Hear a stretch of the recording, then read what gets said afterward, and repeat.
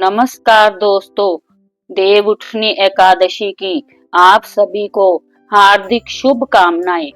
कार्तिक माह के शुक्ल पक्ष की एकादशी को देव उठनी एकादशी, कार्तिक शुक्ल एकादशी तथा प्रबोधनी एकादशी भी कहा जाता है। यह बड़े बड़े पापों का नाश करने वाली है। कथा के अनुसार एक राजा के राज्य में सभी लोग एकादशी का व्रत रखते थे। प्रजा तथा नौकर चाकरों से लेकर पशुओं तक को एकादशी के दिन अन्न नहीं दिया जाता था। एक दिन किसी दूसरे राज्य का एक व्यक्ति राजा के पास आकर बोला, महाराज कृपा करके मुझे नौकरी पर रख ले। तब राजा ने उसके सामने एक शर्त रखी कि ठीक है, रख लेते हैं, किंतु रोज तो तुम्हें खाने को सब कुछ मिलेगा, पर एकादशी को अन्न नहीं मिलेगा।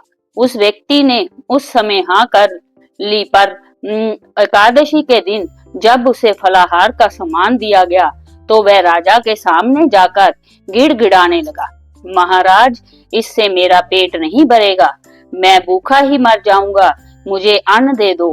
राजा ने उसे शर्त की बात याद दिलाई, पर वह अन्न छोड़ने को तैयार नहीं हुआ।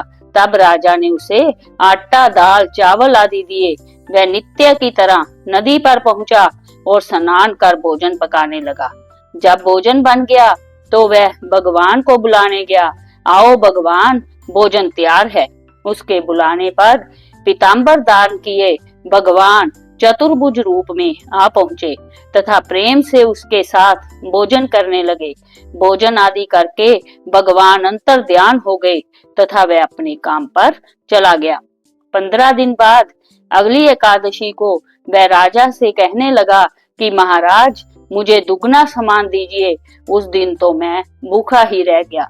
राजा ने कारण पूछा तो उसने बताया कि हमारे साथ भगवान भी खाते हैं, इसलिए हम दोनों के लिए ये सामान पूरा नहीं होता। यह सुनकर राजा को बड़ा आश्चर्य हुआ। वह बोला, मैं नहीं मान सकता कि भगवान तुम्हारे साथ खाते हैं। मैं तो इतना व्रत रखता हूँ, पूजा करता हूँ, पर भगवान ने मुझे कभी दर्शन नहीं दिए। राजा की बात सुनकर वह बोला, महाराज यदि विश्वास न हो तो साथ चलकर देख ले।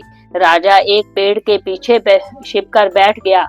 उस व्यक्ति ने भोजन बनाया तथा भगवान को शाम तक पुकारता रहा, परंतु भगवान न आए। अंत में उसने कहा, हे भगवान, यदि आप नहीं आए तो मैं नदी में कूदकर प्राण त्याग दूंगा। लेकिन भगवान नहीं आए। तब वह प्राण त्यागने के उद्देश्य से नदी की तरफ बढ़ा। प्राण त्यागने का उसका दृढ़ इरादा जान शीघ्र ही भगवान ने प्रकट होकर उसे रोक लिया और साथ बैठकर भोजन करने लगे। खा पीकर वे उसे अपने विमान में बिठाकर अपने धाम ले गए। यह देख राजा ने सोचा कि व्रत उपवास से तब तक कोई फायदा नहीं होता जब तक मन शुद्ध न हो। इससे राजा को ज्ञान मिला। वह भी मन से व्रत उपवास करने लगा और अंत में स्वर्ग को प्राप्त हुआ।